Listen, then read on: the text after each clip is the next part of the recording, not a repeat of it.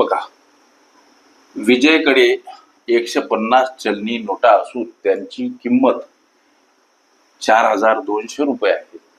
त्यापैकी काही 50 रुपयाच्या व काही 20 रुपयाच्या चलनी नोटा आहेत.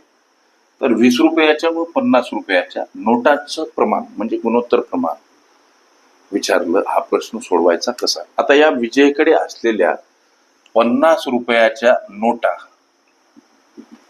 X समजा, त्याच्याकडे असलेल्या 20 रुपयाच्या नोटा उदाहरणार्थ Y समजा. लक्ष द्या, विजयकडे असलेल्या नोटांची संख्या 150 दर्शवली लेकरांनो. समीकरण 1 तयार होते. संख्यात्मक, याला संख्यात्मक म्हणा.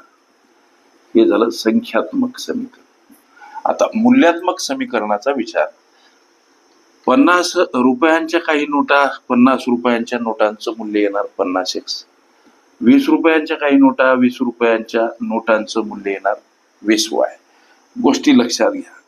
आणि त्याच्याकडे असलेल्या नोटांचं मूल्य दर्शवलं 4,200.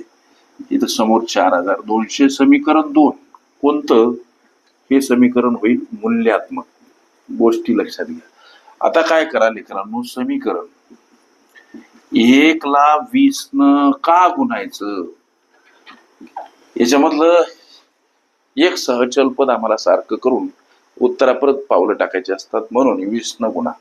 मग 20 गुणीला x म्हणजे 20x अधिक 20 गुणीला y 20y आणि 20 गुणीला 150 म्हणजे काय होईल? 15 दुनी 30.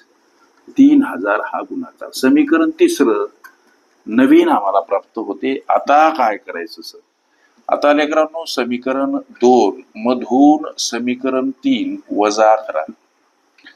समीकरण 2 आहे 50x अधिक 20y बराबर 4,200. समीकरण 2 हे समीकरण 2.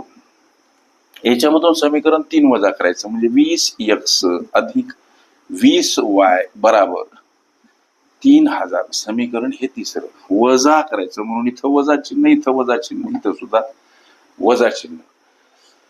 लेकरांनो, 50x मधून 20x गेले, उत्तर 30x. आता अधिक 20y हे 20y वजा आहेत म्हणून एक संख्या अधिक एक संख्या वजा. संख्या जेव्हा सारख्या तेव्हा दोन्ही संख्यांचा लोप. हे काही गणितीय गुणधर्म. 4,200 मधून 3,000 वजा म्हणजे उत्तर 1200. आता 30x बराबर 1200. x ला जेव्हा एकटं करसाल तेव्हा 30 भागीला का मांडा लागतात हो? संख्या परस्पर विरुद्ध बाजूने जाताना एखाद्या पदासोबत गुणीला असेल, भागीला भागीला असेल, गुणीला अधिक असेल, वजा वजा असेल, अधिक अंशस्थानी असेल, छेदस्थानी छेदस्थानी असेल. अंशस्थानी मांडा, शून्याला शून्य काढून टाका. x बराबर 120 भागीला 3. x बराबर काय? तर 40 न गेलेला भाग. x ची व्हॅल्यू 40 आली.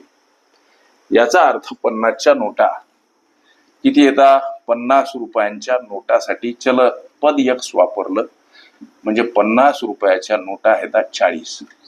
एकूण नोटा त्याच्याकडे 150 येतात. मग 20 रुपयाच्या नोटा किती? समीकरण 1 मध्ये सुद्धा तुम्ही ही किंमत टाकून, कोणती x ची किंमत टाकून उत्तरापर्यंत जाऊ शकता. किंबहुना त्याच्याकडे 150 नोटा येतात. 150 मधून 40 नोटा 50च्या येतात. याचा अर्थ 110 नोटा येतात 20 रुपयाच्या. आम्हाला विचारला प्रश्न काय? त्याच्याकडे असलेल्या 20 रुपये आणि 50 रुपयाच्या नोटांचं गुणोत्तर प्रमाण विचारलं. मग 20 रुपयाच्या नोटा 110 आणि 50 रुपयाच्या नोटा 40. इथं शून्यला शून्य काढा लेकरांनो. 11×4 हे तुमच्या या विचारल्या प्रश्नाचं उत्तर. ओके. नाणी नोटा गुणोत्तर प्रमाण ह्या माझ्या प्लेलिस्ट अवश्य बघा. त्यामध्ये विविध स्पर्धकांनी विविध अंगांनी विचारल्या संभाव्य अशा असंख्य प्रश्नांचा सराव तुम्हाला करता येईल.